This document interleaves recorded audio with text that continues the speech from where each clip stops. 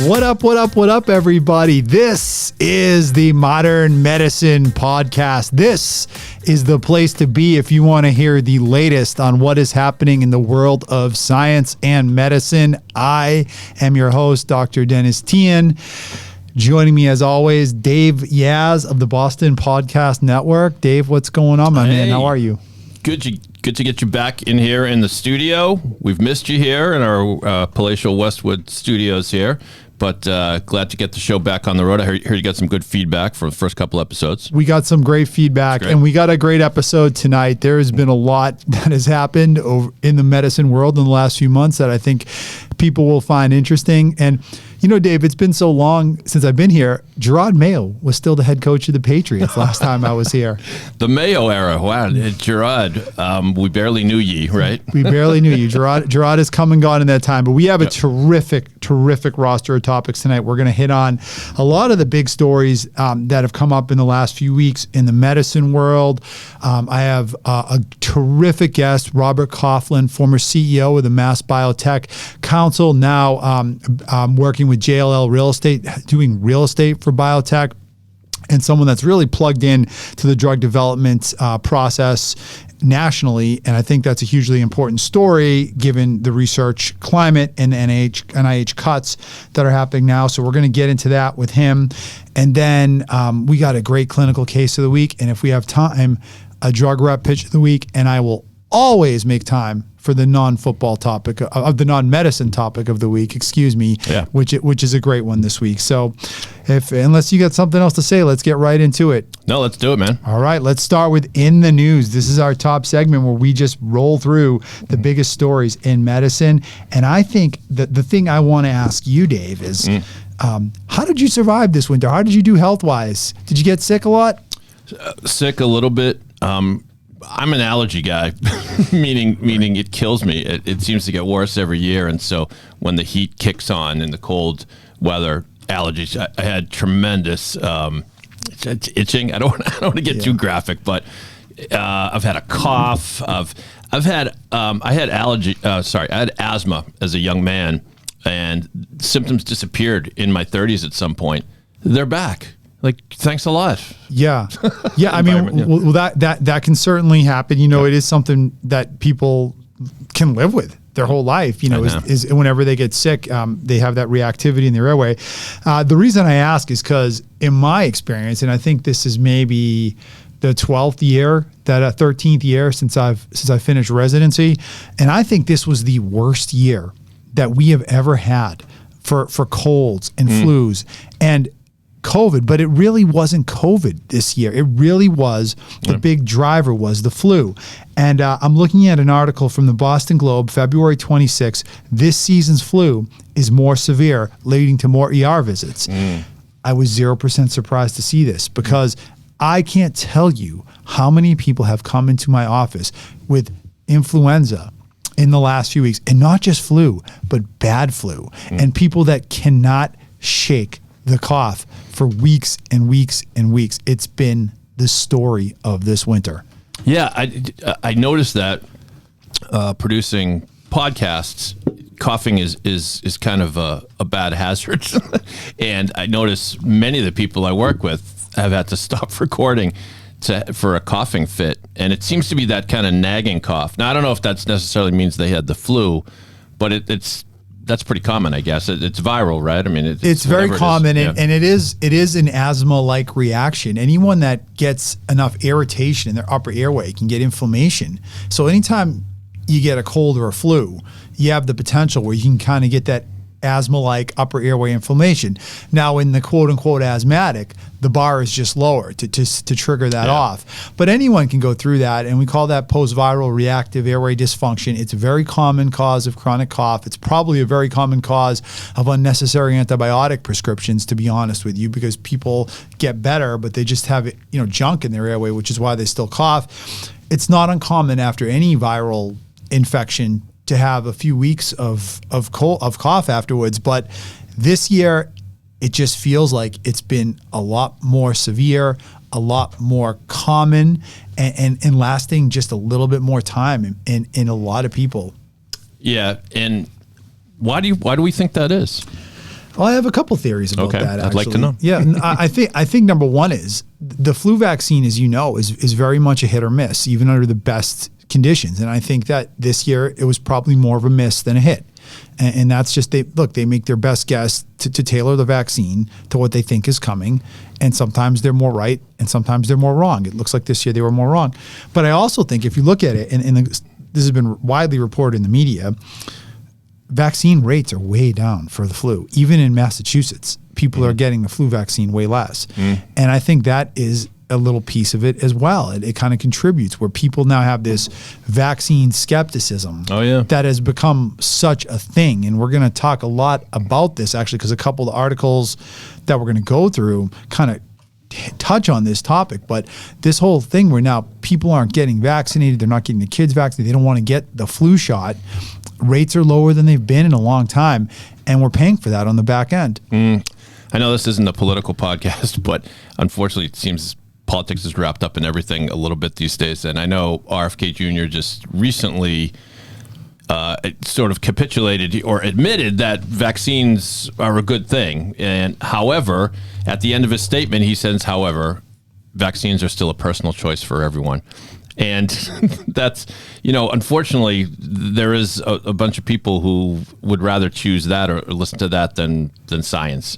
I mean, I think it's terrible because it really is the kind of thing that works in a society best if everybody does it, right? It does. And like sometimes it can be hard to see the price we pay for this stuff. And I think, the next story we're going to talk about, and maybe we can just segue right into this, is about this measles outbreak, which is happening right now in Texas, where, again, measles vaccination rates are at an all-time low. And measles is definitely the kind of thing where when you reach a certain threshold of not having people vaccinated, then it can start to come back and spread. It takes some time, but it happens. And we've seen this before globally, and now we're seeing it here in the U.S. where these vaccines are widely available, but people are just choosing not to use them because there is so much skepticism about vaccines. And there are people right now, and like, again, as a doctor, I try not to force anything on people, but at the same time, I did share something on my personal Facebook page this week about vitamin A, because there are a lot of people that believe that if you just take vitamin A, you can prevent yourself from getting measles, or if you give it to your kids, you can prevent them from getting measles. And that is not the case at all. Vitamin A is a treatment that can be used in severe cases of measles with some efficacy. It is by no means a substitute for measles vaccination. I don't know why you would think that. I don't know. I shrug my shoulders at this kind of thing. I mean, how long have we had the measles vaccine for? For decades, for sure. Decades. And for some reason now, people, and I don't know that there are any documented cases of harm befalling people from vaccines. I mean, I know I have, as you know, I have a child with autism, and so I follow the news about the causes of autism and everything. And every theory about vaccines causing autism has been debunked. And yes, of course, there are always going to be isolated cases, right, of people suffering some kind of injury from vaccines. But you could say that about any kind of treatment, right? Well, there's definitely risk to vaccination. There's no question about it. But here's the reality: we live on a dirty planet, and there are a lot of nasty germs out there that want to get people that have evolved over thousands and millions of years to kill people and to spread. And when you look at the risk-benefit ratios, they're so strongly in favor of vaccinating in almost every case that it really behooves all of us to do so. Yeah. No one ever said vaccines are without risk. I would never make that misrepresentation, but just to put it in context, right? Measles itself is not without risk. In fact, there are some serious complications to measles. For example, it's estimated that between 1 in every 300 to 1 in every 1,000 children that get measles dies. There's also a fulminant form of encephalitis, serious brain swelling, which can lead to permanent brain damage. That happens in about 1 in 1,000 cases. So when hundreds and hundreds of thousands and millions of people don't get vaccinated, these things are going to start to pop back up. This encephalitis, the people are going to die. I mean, globally, measles still kills tens of thousands of people every year. And I don't know why anyone would want to, recapitulate that here in the States when we have access to the vaccines that, frankly, in other parts of the world, they can't get them because they would love to have them if they could. Yeah. To underscore the misunderstandings, misconceptions about vaccines, I saw someone had forwarded around this thing that somebody posted on a board that said, instead of vaccines, it would be great if we could get a very small amount of whatever disease it was to then develop immunity to it. Yeah. It's like, oh my God. Right. Exactly. And when they engineer these vaccines, they're engineering them to make it less likely to trigger those complications. Pretty much any complication that any of these vaccines can give someone can also happen from the actual disease, except it's way more likely to happen from the actual disease. So what's, I think, been the case to this point in this country is that you've had a isolated group of people that have just avoided vaccination, and they've been able to kind of skate by in a lot of ways because everyone else was getting vaccinated. Well, now as this movement is gaining momentum, and you have a real substantial chunk of the population not getting vaccinated. Right. Now you're starting to see that, okay, this stuff can spread a little and it can become a problem. Yeah. Okay, and let's go to the next story. Sure. This is a great one. This is the topic. I imagine we're going to talk something about this every week, every episode, because it's such an important topic in the medicine world. February 28th, 2025, Boston Globe.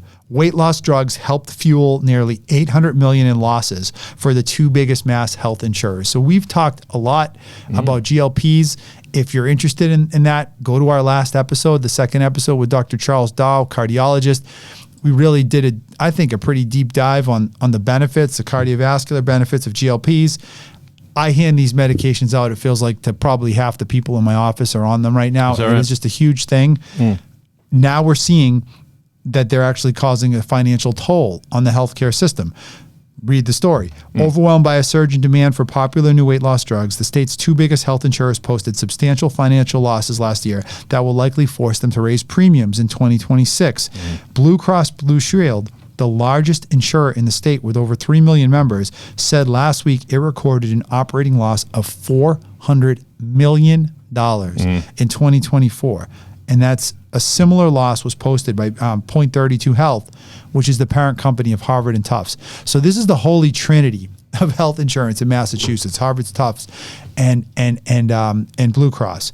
And they, between the two of them, lost almost $800 million, largely because of GLP-1 drugs last year. So is that because they didn't anticipate the popularity of it? Or tell me about that whole landscape, because I take it we're talking about Ozempic and drugs like Ozempic, right? and Trulicity and all that. Wegovy, all of them. Mounjaro, Zepbound, all GLP-1s. Now, I have never been prescribed with it. I could use a weight loss myself, but is it the kind of thing where it is quote unquote too easy to get a script for something like this? I thought at first it was only supposed to be in cases of chronic obesity, but what shook out? Well, it's kind of funny because, a lot of people can get it now that really aren't that obese. Right. That's the thing. And, it's a great diabetes medicine. And I've sort of watched over the last couple of years this loosening, if you will, of the standards where, the insurance companies were more strict a few years ago about who could get coverage for these things. The floodgates are open now. But I will say what's really weird is I still have patients that really need these medicines, and sometimes they can't get them.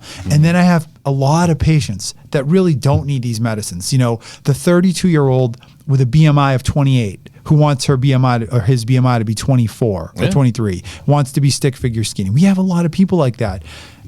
Look, it's clinically appropriate. It's good for them. Right? It's the benefit outweighs the harm. It's not bad medicine. It's just taking a toll on the system. Interesting.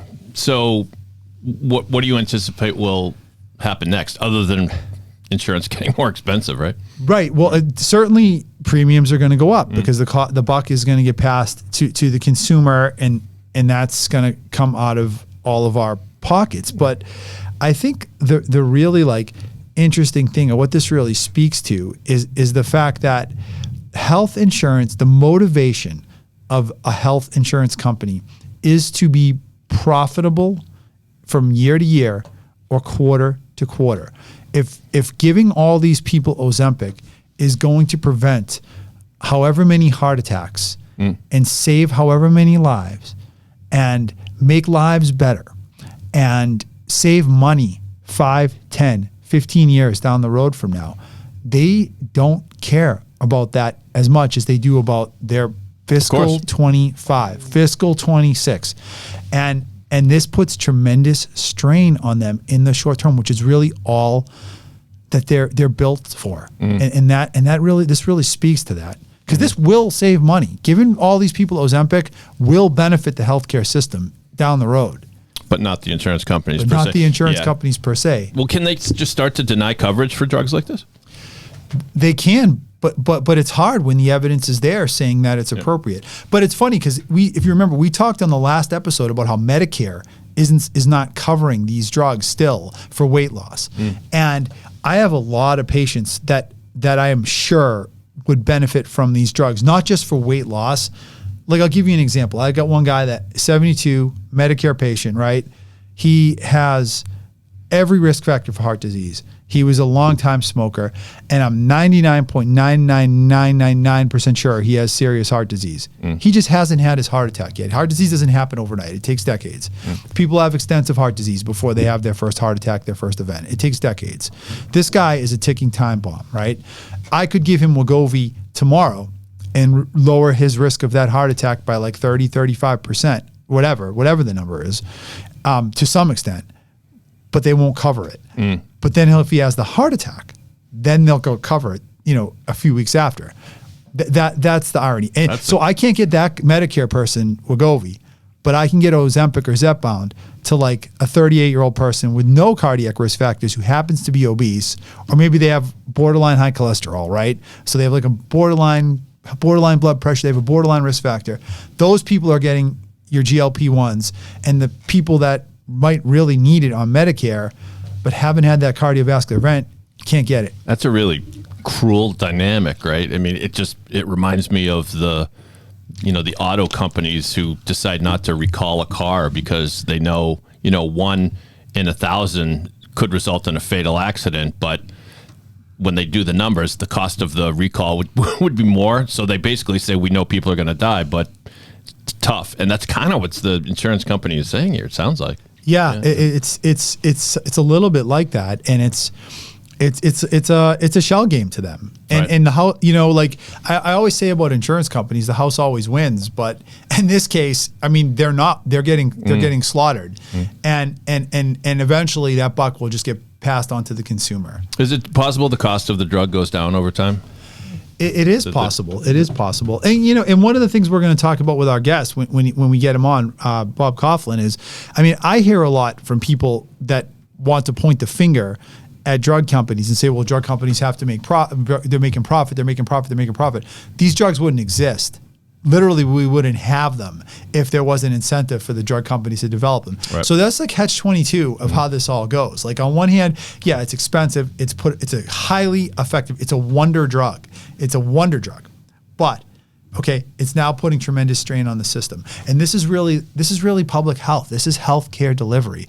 I mean, I've always said, if you cured cancer tomorrow, right? That would be a tremendous scientific and technological innovation. Do you know how much strain that would put on our system and the ethical challenges that would cause?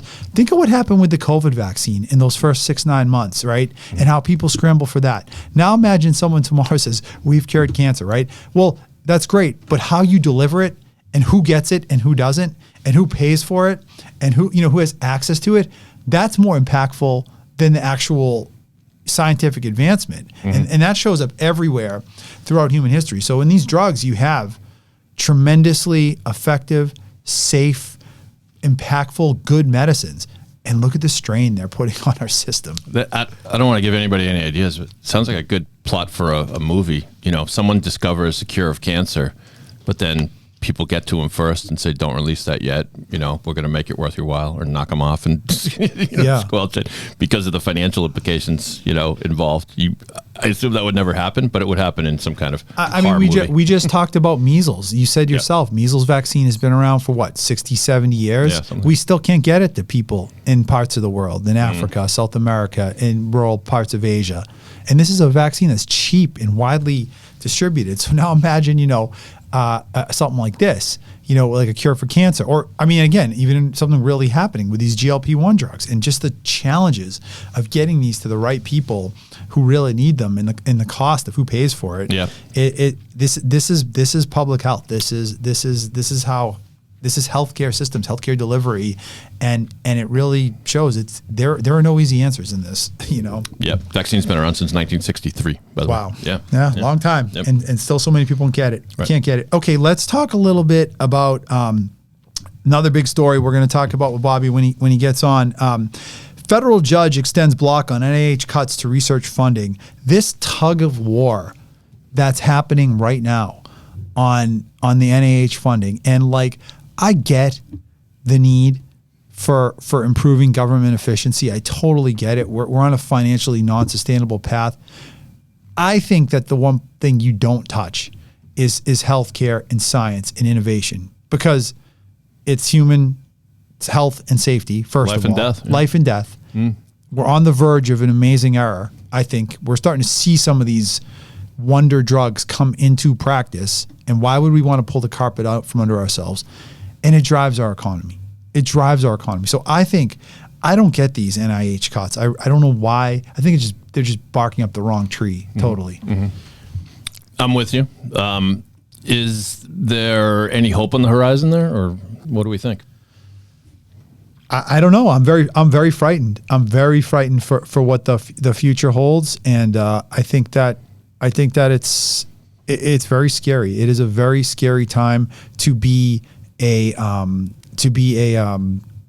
for all of us, because this will affect all of us as we get sick. If we cut research now, we will pay for that in 5 or 10 years. No question about it. Well, our guest is on the line, Doctor. So let's bring him in. All right. Well, we are very, very, very fortunate and honored to be joined by a terrific guest today, and that is Robert Coughlin of JLL Real Estate and former president of the Mass Biotech Council, who is here to discuss exactly what we were just talking about, Dave, which is some of the research climate, innovation, biotech, and what the future holds for all that. Bob, how are you today? I'm doing very well, Dennis. How about yourself? Good. Thank you so much for taking the time to join us. We were just going through some of the recent stories in the news, and one of the things I think a lot of us that work in healthcare and medicine are concerned about is this whole really kind of like assault on NIH funding and research that seems to be happening now. And it just seems like such a strange place to make cuts, because for all the benefit that we all get from science and innovation and research, what's your take on how all this is going to affect the biotech industry in the coming months and years? Well, first and foremost, Massachusetts is known as the best place in the world for innovation, the best place in the world for biotech, the best place in the world for drug discovery, whatever you want to call it. And that didn't happen by accident. It happened, many, many moons ago by creating world-class academic institutions, and that led to world-class academic medical centers. And as a result of this, NIH funding really has become the gas that goes in the tank. If we don't have NIH-funded research, you don't have a biotech industry, not just here in Massachusetts, but in the country. States like Massachusetts and California have benefited tremendously by getting a disproportionately large share of NIH funding, because a lot of people don't realize it's competitive based. Doctors, scientists, they apply for these grants, and it's based on merit, where the funding goes to. What the government is talking about right now, what the president is talking about through executive order, is limiting the amount that you can use of NIH funding for what is known as indirect costs. He's saying only 15% of the funding that you get from the NIH can go to cover overheads such as real estate, utility, equipment, et cetera. The rest of it needs to really go towards research. If you were to poll some of the not-for-profit NIH-funded institutions here, like, the stuff that's going on at Harvard Medical School, the stuff that's going on at Mass General, Brigham and Women's, and the MGB system, or organizations like the Broad, the Whitehead, the Koch, all these Massachusetts world-renowned research institutes, they're all over the map. Some people, 70% is covering indirect costs, and others are as low as 25%. So either way, no matter what happens, this is going to change how NIH dollars are used. And it's created quite a bit of concern when you're in the hospital and science business. At the end of the day, Dennis, I think, and we can talk more about it, I think that this whole NIH thing, I think it's the administration's way of trying to get their arm around how this money's being spent. And ultimately, there probably will be a compromise that comes out of this. I think 15% was a starting point. I've heard some rumors coming out of DC that they were already at about 27.5% for indirect costs as a compromise. I've also heard that maybe this will only apply to endowments that are over a certain amount of $1 billion. So if you're one of the smaller endowed, not-for-profit research institutes, this might not apply to you. So these are the discussions that are happening. I know my friend Steve Walsh, who's the president and CEO of the Mass Hospital Association. I served with him in the House of Representatives back in the day here in Massachusetts. He's been down in Washington, D.C. fighting hard, trying to figure out how we can do this in the best way with the least amount of unintended bad consequences. So would you say, Bob, that it's fair to say that is a general rule from your sense in the industry that people are concerned about that 15% number, and it's just really almost a non-starter? I mean, it seems to me like, obviously you need the lights on, you need the place supported to do any of the science. Do you think that's anywhere near the ballpark of where something like this could work? Yeah, I don't think this administration and the people around this administration want us to lose our competitive advantage as it relates to medical innovation.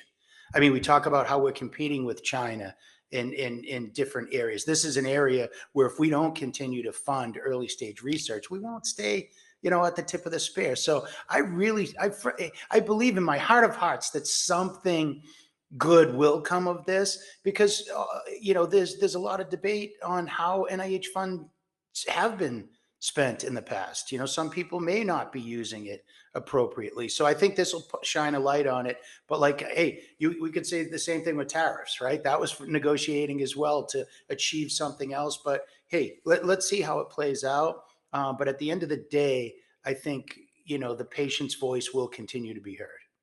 Well, I hope you're right, because I'm very frightened of where this could potentially lead in like 5-10 years down the road if they do start cutting things. I mean, like you said, let's face it, biotech, not just in Massachusetts, certainly in Massachusetts, but really all across the country and really the globe, is a huge driver of our economy. I mean, why is it so expensive to buy a house in Massachusetts, right? Why? Mm-hmm. Because we have these amazing institutions of research and education that trickle out into private industry, that bring the smartest people in the world to this little corner of America to do innovation, and innovation in medicine and healthcare. We are medicine mecca. So I feel like this has the potential to hit Massachusetts harder than almost anywhere. Yeah, Massachusetts and California will clearly be hit the hardest. So let's be provocative. Is this a blue state, red state thing? Yeah. Right? Well, come on. I wonder that. I was just going to ask that, right? Is this a political thing? That's what frightens me about the whole thing. Like, if this is just straight up political motivated, then you want to stick it to Massachusetts and California, just like LBJ when he pulled NASA out of Cambridge and put it down to Houston, Texas. I mean, it's been going on for decades, this kind of stuff. Yeah. What did Andrew Jackson said? To the victor goes the spoils. But think about that as well, though, Dennis. Like, some of these endowments are gigantic. There's entities that have over $50 billion in their endowment. And, I don't want to get into specifics, but should an entity like that be using, 80 cents on the dollar of NIH funding to cover overhead? You could argue this either way. I get it. And I think that's why at the end of the day, I think there's going to be some reforms and some guidelines that will streamline how these dollars are invested. Because I don't think anyone in the world would disagree that we want as much of this humanly possible going directly to research, right? That's what it's for. Agreed. And I'm glad to hear that someone as plugged in and that understands this as well as you do is actually optimistic about this, because hey, it's Friday too. Like, to our listeners out there, I'm very happy on Friday afternoons, for the record. There you go. I love it. Okay. I just along the lines of this, I want to talk a little bit about the importance of innovation to medicine. We talk a lot about clinical medicine on this podcast, and what I hear a lot from people, patients and just people, is this sort of pointing the finger at the biotech industry and saying, if these drugs weren't so expensive, if these drugs weren't, for profit, then they might be more available to people. And I always push back on that, Bob, because to me, if these companies don't have a dog in the fight, if they can't make a profit, then they're not going to innovate. And we were just talking about Ozempic. Ozempic is costing our healthcare system a ton of money right now, but it wouldn't exist if it wasn't for the work of industry, as you could say, for all of those drugs.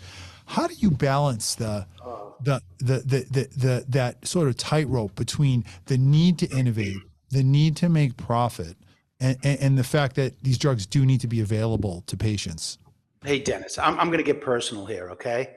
And I'll get raw as we do this. Maybe I'll probably even get emotional, because anyone who tells me that drugs are too expensive, I immediately have a visceral reaction, because they clearly don't know what they're talking about. Drugs are too expensive to invent. But at the end of the day, let me just give you a little drug manufacturing, innovation, making, selling, commercializing 101.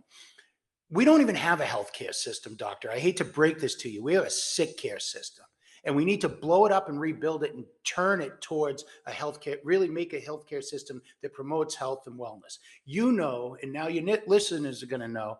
I mean, I didn't get into biotech because I was crushing my biology class at Dedham High School back in the day. You know that. I got into biotech because 23 years ago, the universe, the good Lord, however you want to look at it, gave my wife and I a kid that was born with a death sentence, an expiration date that wasn't that far out. He was born with cystic fibrosis. And when Bobby was born over 22 years ago, there wasn't even a therapy invented yet that worked for this disease, and kids were dying when they were very young.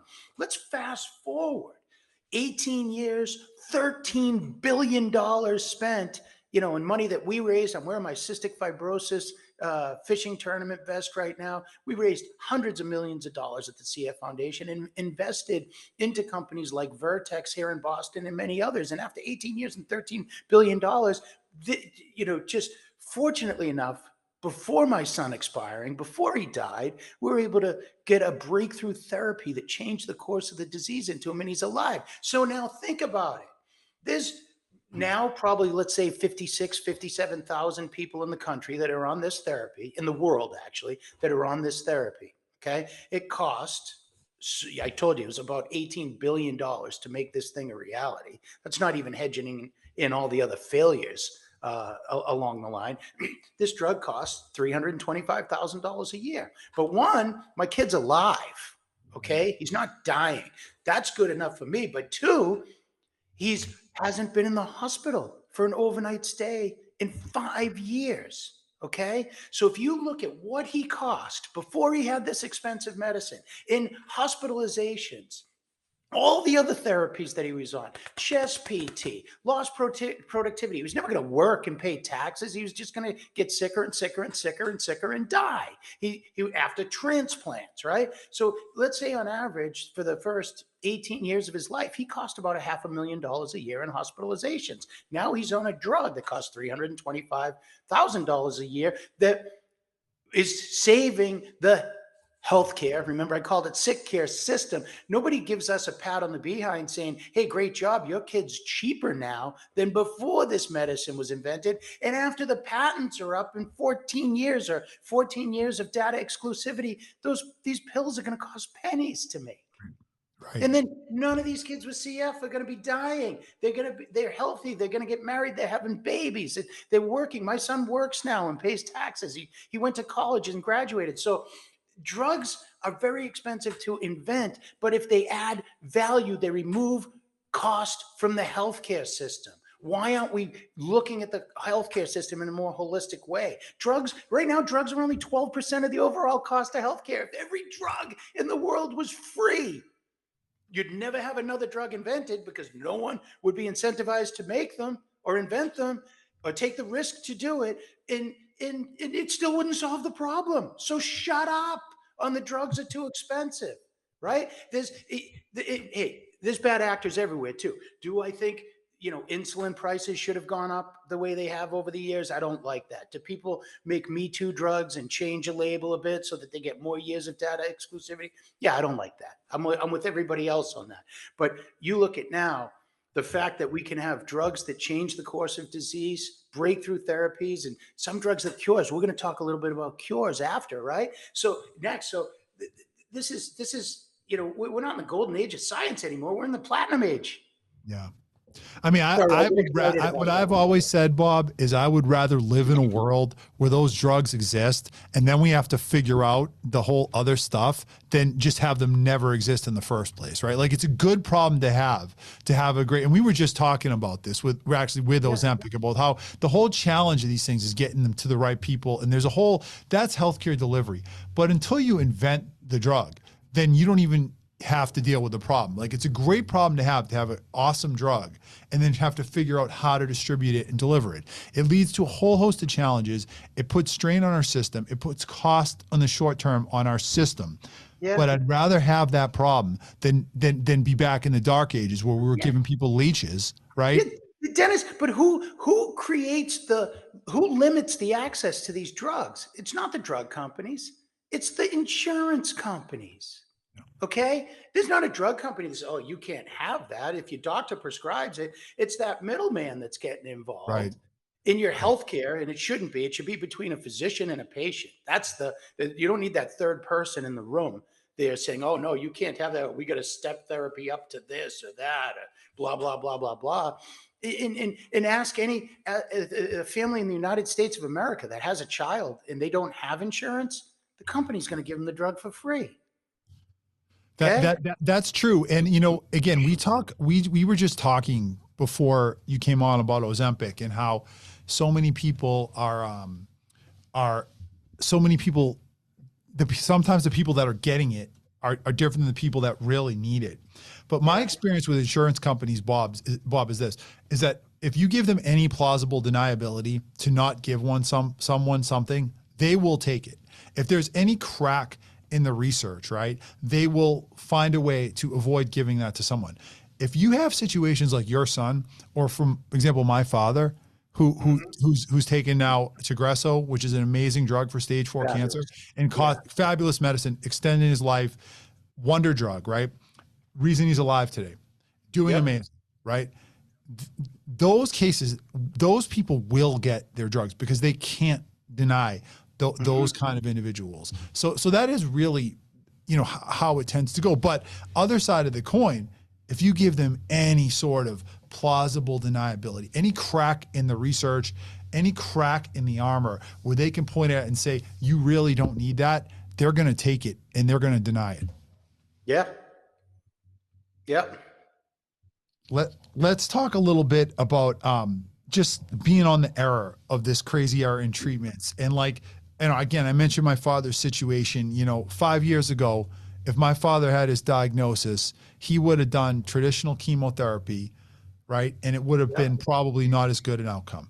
Then came immunotherapy revolution in the last few years. And now we're actually getting into this era of smart drugs, targeted therapies. The things we've been hearing about for decades that didn't exist because they were in laboratories are now trickling into real clinical practice. Do you think, Bob, we're on the verge of a new era in medicine where these next generation therapies start to actually become reality? Yeah, and I've said it before. I mean, we have, like, in the area of innovation, it's Star Wars level innovation, but we got the Flintstones from an insurance payer standpoint, right? From the sick care system.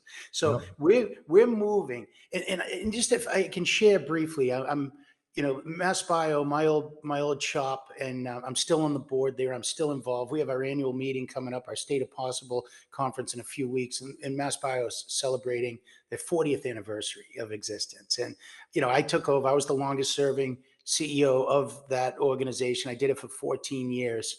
And when I first took over the helm at Mass Bio in 2007, I used to give talks all over talking about cures, right? I wanted my kid to get a cure. I didn't want my kid to die, right? I was talking about people who had Alzheimer's and cancer and ALS. We're going to cure it. And my board members came to me one time in executive session, and they said, you got to stop saying cure. This is 2007. This isn't a long time ago, guys, right? And they said, I go, why? And they said, because you're setting false expectations. We invent therapies that treat symptoms of diseases. There's stuff, and I go, what about gene therapy? I mean, there's been gene therapy trials in CF that I know about because I stay on top of this stuff, and I've heard about this stuff, and they're like, yeah, but it's a bit soon. This is tough, tricky stuff. We don't, and they weren't wrong. They were telling me to stop. They didn't want me to throw out false sense of hope out there. But look at what's happened. I mean, this is in an era where we went from small molecule pills. Now we're in large molecule drugs like chemotherapy treatments, monoclonal antibodies, et cetera. Big jump. And now we go from this large molecule drug into cell and gene therapy, CRISPR technology, gene editing, right?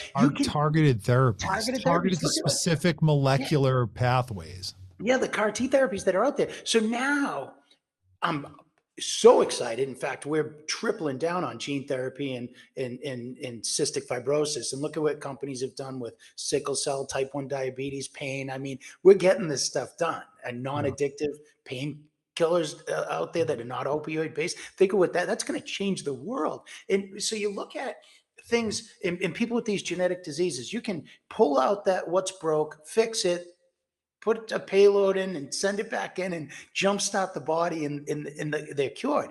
That's going to cost a lot of money, but we'll save trillions of dollars in costs avoided by keeping people well and healthy. We don't have a system to track that, right? And that's what scares me, because we're in the platinum age of science, and we're going to be able to cure people with genetic diseases like that. And so to think in just, less than 20 years, they said, don't say cure. Now we say it all the time, right? That is amazing news for the human race. It's a reflection of the culture shift and the paradigm shift, and the fact that that's all based on the state of the science and the state of the industry. Mm-hmm. And it's coming. And, I think from your end, the amazing stuff is coming. I think the challenge is in how we deliver that stuff to people. Mm-hmm. And I think that's going to be the real problem. I mean, the innovation is there, but how are we going to get it to the people that need it, both here in America and globally? And I think that's going to be a stress and a strain on our already falling apart system that we've never faced before. Mm-hmm. How we get the right treatments to the right people. Yeah.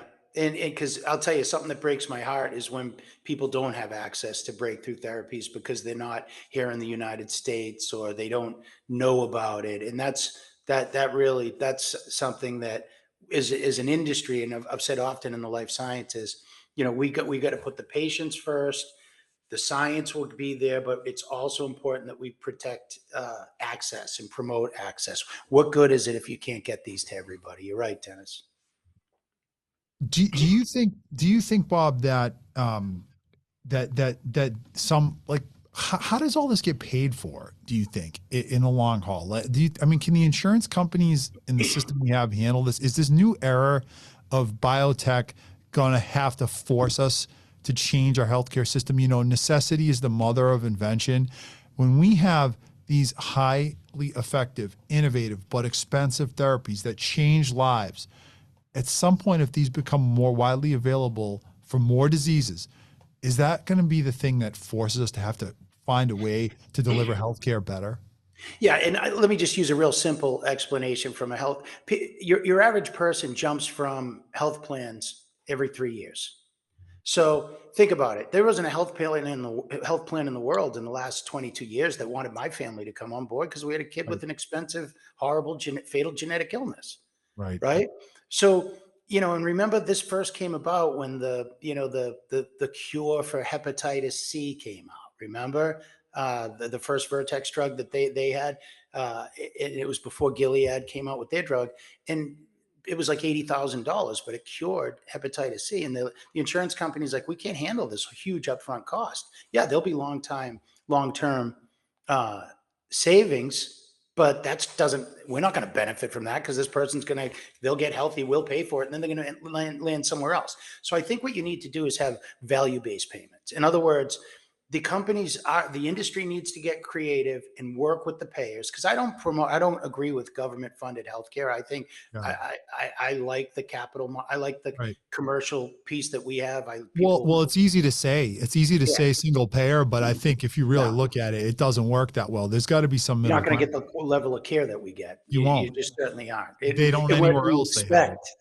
That we expect. So value-based payments is something that, we could talk for a whole show on it, but it basically means based on the amount of money you can save, that's how you come up with a value score on the drug, and that's what you get paid. And then there's got to be, could you do it over the first 10 years of the cure? So that person, if they move, another firm's responsible for paying it, right? There's, no one can afford to buy a house either, but you get a mortgage and you figure that out. There's got to be other ways to look at how we finance wellness. It's one of the real challenges that's going to come up with this new era. But before we wrap it up, I just want to take a minute for you to talk about the work you've done with cystic fibrosis. You just kind of alluded to this, but if the audience can't tell, Bob is one of my great friends and someone I've known my whole life, and I don't think we would be in this situation with cystic fibrosis, medically, right now, if it wasn't for you and the work that you've done and the way that the care of cystic fibrosis has literally revolutionized as quickly and as effectively as any genetic disease that we have. And it frankly has a lot to do with your work, that the funds that you raised, and to get that money into the hands of the people that knew what to do with it. And now a generation later, we are dealing with a totally different landscape for cystic fibrosis people. Talk a little, Bob, about where that stands and what you've done with that. Yeah, thanks for that, Dennis. There's a book that's on the back here. I don't know if you can see it, but to the listeners, it's called Breath from Salt, and it's by Bijal Trivedi, and it's really a 60-year-long story of the history of the Cystic Fibrosis Foundation, and Dr. Bob Bell, who was the longtime CEO of the CF Foundation, who actually invented venture philanthropy. He had an idea back in the late 80s, where he said, why don't we go out and raise money and just use that money to invest directly into companies, not just early based academic medical research, NIH type stuff, that the next stage. And Joe O'Donnell, who's a friend of mine, he passed away this year. I miss him. He's my hero. Joe had a son, Joey, who passed away from cystic fibrosis at the age of 12. And Joe kept fighting. He's created the Joey Fund, which raised money just for cystic fibrosis, the CF Foundation, and CF Research. Joe came to me on May 2nd, 2003, when Bobby was born, and he said, hey, we're going to go out and raise $100 million and invest in companies so your kid doesn't die like my kid did. And I tell you, I was floored because I didn't know that you had to go buy a cure. I thought doctors just did it, Dennis, right? And Joe said, no, we got to go buy it. At the time, there was only 30,000 kids in the U.S. that had this disease. And he's like, no one's going to do it. You're his dad. You got to save them. So we went out, we raised 100 million, 200 million, 300 million, 400. We got up to 500 million bucks. We're just closing out on another $200 million capital campaign by the end of this month in Joe's memory and in honor. And, this book captures that whole story. And, we then went on this whole cystic fibrosis venture philanthropy model. I mean, we shared it with Michael J. Fox. We've shared it with, for Parkinson's, with multiple myeloma. So all the disease foundations do this now, where you can raise money, invest directly into the company, keep an equity stake. Any of the profit that you make from that company gets rolled right back into the point where the Cystic Fibrosis Foundation probably has about $4.8 billion right now, going to work in all different areas of gene therapy, cures. I mean, and it doesn't even matter that it's just CF, because you unlock a mystery for cystic fibrosis, you can then go use that. Huntington's, Parkinson's, sickle cell, other things, right? Good science leads to good science. It grows, it advances exponentially. So, it's just been, and I'm just grateful because my kid was able to get a drug in time. A lot of them didn't. Yeah. And that kills me. And I totally understand how personal this is for you, but I mean, think the thousands of kids that are going to benefit from what you guys did. It's just like, it's mind blowing. I mean, I've never seen anything like it. And I'm not just saying that because I'm your friend or I've known you my whole life. Thank you. What you guys did and the money you raised, it's a model.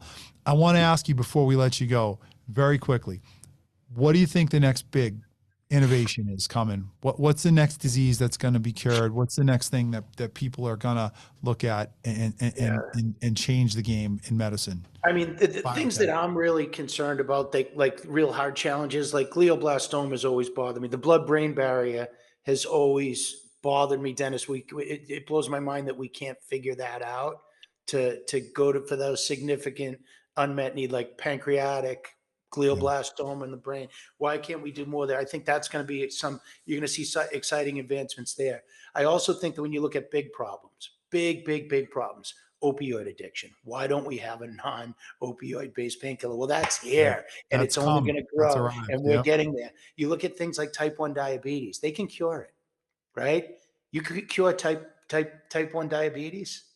Think of what that means for the world. Right. And then I'm going to go out there with the final one is Alzheimer's, right? If you can stave off the effects and the costs associated to our government, the cost of Alzheimer's, if we could just push the symptoms off for 10 years, you could solve the national debt problem. Okay. So that was our first episode. We had a neurologist who's in some of those clinical trials, Dr. Sal Napoli, who's given some of those treatments. Yeah. And it's changing Alzheimer's. I'm waiting for the drug rep to come to my office with a lunch about the non-opiate painkiller. I'm looking forward to that because I really want to learn that. But it's real tight. It's real tight right now. The label is, but it'll expand as time goes. Absolutely. All right. Well, listen, I want to thank you so much for coming on. This was really great. Dave, you got anything you want to ask this brilliant man before we let him move on? Well, anything about Bobby's Brigade and that whole effort that people should know about? Well, I mean, if people are interested in supporting any of the efforts for the Cystic Fibrosis Foundation, you can see it. Go to cff.org, and that's the global page. But you can also just Google up Bobby's Brigade and follow me on LinkedIn. I put a lot of stuff on LinkedIn and through social media. So it's Robert Coughlin, and I share a lot of that information. Fantastic. Thank you. Thank you so much. And thank you for all the work you're doing. We're looking forward to seeing all these innovations. I know I'm looking forward to seeing all these as a doctor, all these innovations come down the pipeline. It's going to change the game. You're not just a doctor, you're a great doctor. I've never been healthier in my life. So thank you. Thank you. Honored to have you as a patient. Thank you. Awesome. Well, that was really great. Want to thank Bob Coughlin again for joining us. I don't know how we follow up a great interview like that, Dave. Just fantastic, and the most powerful guest you've had on the show so far. And what a career he's had. I mean, spanning politics, healthcare. Yeah. He's a real estate executive, and he's a philanthropist, and he's a crusader. And what a heart that guy has. Huge heart, and I really believe that he is someone that he was dealt with a terrible hand with the genetic disease, and he made it his life's work to find a cure for that disease. And the only way he knows how, the love of a father for his son drove him to do something that was impossible. And I'm not just saying this because he's a friend of mine. I've seen this play out over the last 2 decades, and it's just one of the best, most beautiful stories. And I just think of all these kids and families that's going to benefit. That love is going to benefit, and it's going to resonate for generations, what they've done. Yeah, I'll put links to the Facebook page for Bobby's Brigade and maybe a link to Bob's LinkedIn page in the show notes of this episode. So just check it out below, people, if you want to get in touch, support, learn more. That sounds great. That way people can find out more, and the more support, the better. The more support, the better. All right. Well, the only way I think we could possibly follow that up is with the always exciting and interesting non-medicine topic of the week. And I think I have an actually really interesting one. I was tempted to ask you about the Patriots. The legal tampering period starts on Monday. I can't wait to see what the Pats do, but I couldn't. We can talk about that next episode after it's done. I wanted to discuss this with you because I went to a lecture at the Dedham Public Library on last Wednesday night, this Wednesday night, about the Gardner Museum heist. And if you don't know, the 25th anniversary of the heist is actually happening next week. March 18th, 1990 was the heist 25 years ago. The most famous art heist in the history of the world happened right here in Boston. The word masterpiece gets thrown around a lot, right? Yeah. No, these are real masterpieces. Vermeer has only like 14 paintings that still exist. This is one of them. Rembrandt's only Seascape, one of the best Rembrandt paintings, okay? A self-portrait, a couple other things, a Manette. It is an unbelievable yield. And my question for you, Dave, and I wonder about this all the time as time passes. Right. Is this art ever going to be found? I mean, I don't think so. I've been pretty interested in this case ever since. I remember as a kid, and I'm an older man than you, Dennis, but on a field trip, we went to the Isabella Stewart Gardner Museum, and it must have been shortly after the robberies because there were I was just fascinated by the whole museum. If you've never been, it's gorgeous. It's a really great take. But the little cards in the place where the stolen paintings used to be. Yep. I watched the documentary. You can watch it on Netflix. It's called "This Is a Robbery: The World's Biggest Art Heist," and there's so much intrigue about what went on that night. You probably remember because you heard the talk recently. Yeah. So I should just mention it was by Steve Kirkjian of the Boston Globe that wrote the book Master Thieves. I want to mention that because he did a terrific job. Go ahead. Yeah, no, I was going to say, well, if you'll entertain this for a moment, I can play a little bit of the trailer of this documentary from Netflix, and it's again called "This Is a Robbery," and it nicely details not only what happened that night but what has happened since. And let's see if I can produce this properly. Let's take a little listen. They disappeared 30 years ago. Have you seen these paintings? They're worth $500 million, and they disappeared 30 years ago. Whoever finds them will receive a $10 million reward. But let's go back to the beginning. Isabella Stewart Gardner Museum was a art thief's delight. Millions of dollars worth of artwork. Rembrandt, Degas, Vermeer. St. Patty's Day, 1990. 2 men dressed as police officers show up at the door. And they say very dramatically, "Gentlemen, this is a robbery."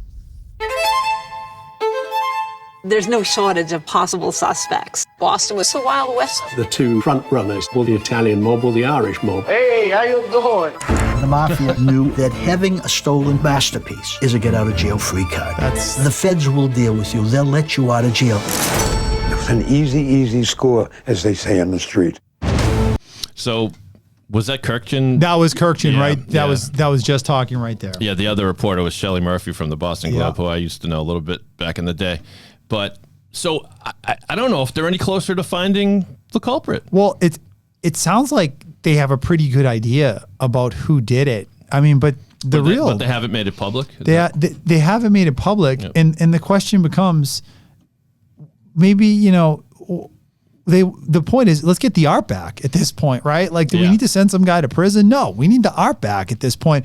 And what makes me think the art is probably gone. And I hate to say this because these are invaluable, irreplaceable pieces of art.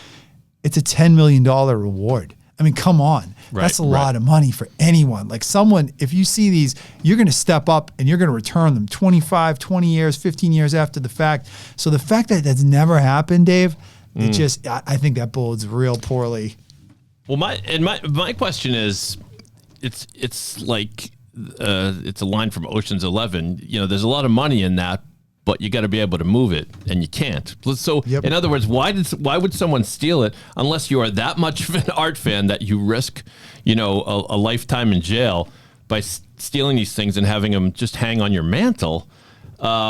You can't sell them to anyone, right? Well, that's the way I think. I think it is to be one of two things. Right. Either someone stole them and they knew who they were going to sell them to. Some real estate tycoon in Singapore. They're in his parlor somewhere in some hidden room or something, right? Because you just can't steal these and put them up on Craigslist, right? Even if Craigslist didn't exist back then. But you know what I'm saying? You just can't, you get nowhere to go with them. So that makes me worry that maybe someone stole them, didn't understand, some goon or something, didn't understand what they were taking, how hard it was going to be to move them, and eventually realized they were holding a ticking time bomb and just said, you know what, I got to get rid of these things somehow, because if they ever find them, then it's coming right back to me and I'm going to jail. And I worry that someone just destroyed them and that's it. Yeah. Someone, I mean, who knows what goes down, but if they were threatened with violence or something, maybe they thought just better off to destroy them rather than risk whatever it is they're risking. So it's sad. And Kirkjian doesn't think that, by the way. He's like, he thinks they're still out there. He said the bad guys, the people he thinks did it, he's met with them, talked with them. They said we don't destroy anything. But I'm skeptical, man, until they turn up. Well, if they do exist, then it's got to be in the hands of someone who is either still afraid of prosecution to bring it forward, or $10 million doesn't mean that much to them. That's right. Which is totally possible. Totally possible. Who's going to be buying those things in the first place? The other thing I wonder is if someone just like hid them and buried them in the dirt somewhere, and then someone got killed or died, or and they just, and nobody knows where they are. But the book is great. I started reading it now after going to this lecture. It's called Master Thieves by Stephen Kirkjian, and it's been enjoyable so far. The one other take home I have about this, and I don't know if you watched the documentary, maybe you have an opinion on this. I definitely think that the security guard was in on it. 100% think he was in. His story doesn't hold up that well, but now I don't remember exactly what happened, but I remember that they do talk to the security guard, and it was fishy what happened. It was almost too easy for them to make. Well, one of the things that Kirkjian talked about that I found intriguing was like, so like 5 minutes before these two fake Boston cops come into the building, the security guard walks over to the door, on the side door, the employee entrance or whatever, opens the door once and closes it. And this is all on camera, because even back then the whole place was on camera. And so the question is, well, why did you go open the door and close it? It's a sealed, locked, secure door. He said his answer was, I wanted to make sure it was locked, right? So it just doesn't make sense, right? So I asked Kirkjian, I said, did anyone go back and actually look and see, did he do this every night for the last 8 years, or was it the first time he did it? And apparently he had never done this before. So that to me raises a huge red flag. Absolutely. Well, we'll keep you updated on this podcast as any information that comes forward. As a curious observer, I want an end to this story, don't you? Like I don't want this to just last forever. It happened on my 12th birthday. Right? Not my 12th birthday, before my 12th birthday, but when I was 11. It happened when I was 11. Approaching 12. I got the math wrong, by the way. On my field trip, I must have seen those pieces of art because it was stolen in 1990, right? 1990. But here's the thing.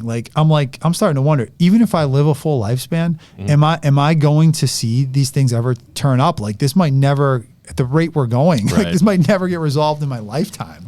I'm starting to give up on the second shooter for the Kennedy assassination. Man. See, I'm a big proponent of the conspiracy on the. I'm not a conspiracy theorist, but I am 100% convinced that the Kennedy thing was a conspiracy. We can talk about that. That's a subject for another day. Another day.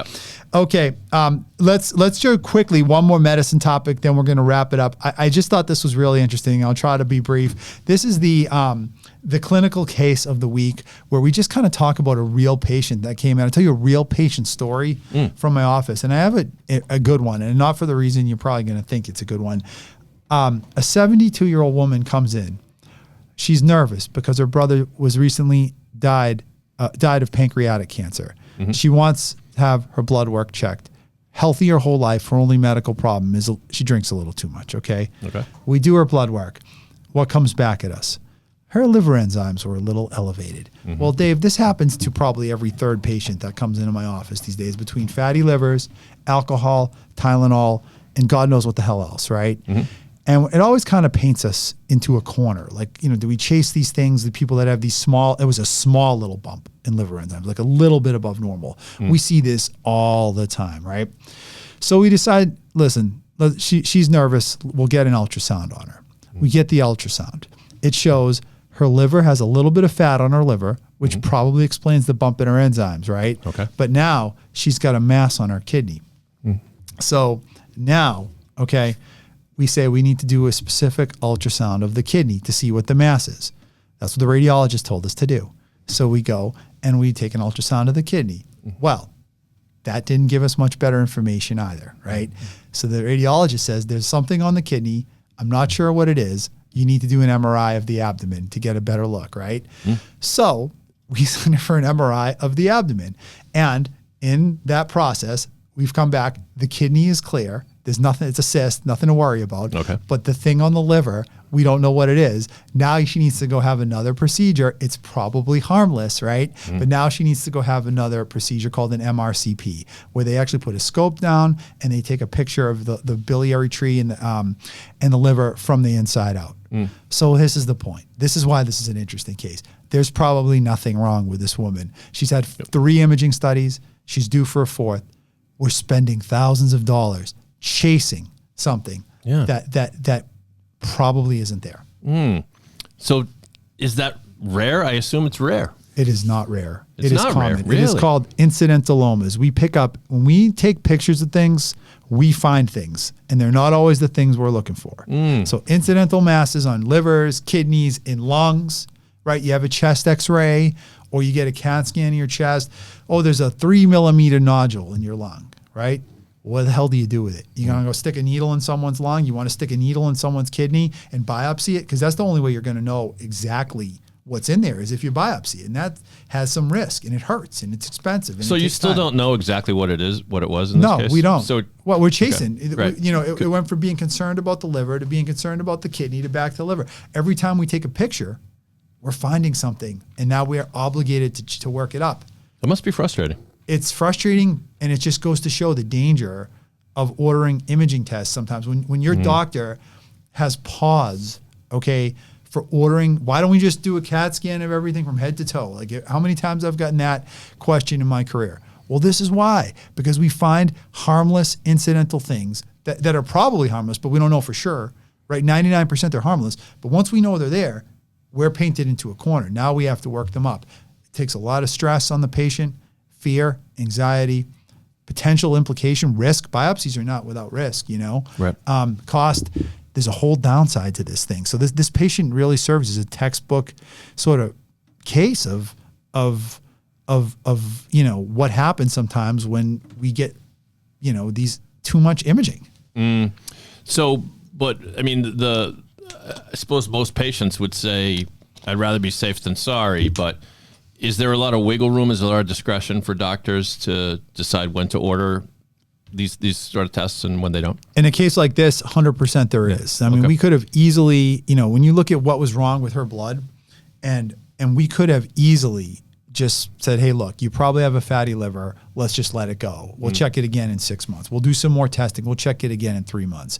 But we, because of the patient's, anxiety about the situation and what she had been through, the decision we came to was let's image it, and it kind of led to this thing. So, you know, and then the other side of the coin, God forbid, you know, she was the zebra. She was the 1 in 1,000 that had cancer, and we didn't do it, and we missed it. Then we're screwed in a different way. So this is the challenge of what we do every day, and why it's a hard job. I don't envy you. I don't envy you. Why they pay us the not so big bucks these days, right?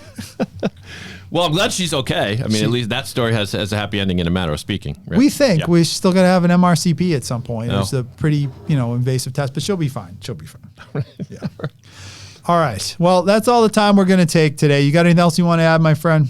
No, but I will take the time to remind our listeners to follow the show on Apple Podcast, Spotify, and on YouTube version of this and Facebook as well, and Facebook, and wherever you catch your content from. Please share it with a friend. Anyone, whether they're in the healthcare field or not. I think you know, this. I'm not in the healthcare field. I find everything fascinating here. Thank you, Doctor, for another terrific episode, and thanks everyone. Thank you. And now our focus turns to the Patriots and free agency this week, and we'll see what happens then. All right, let's go. Have a great week, everyone. A great month. Be good.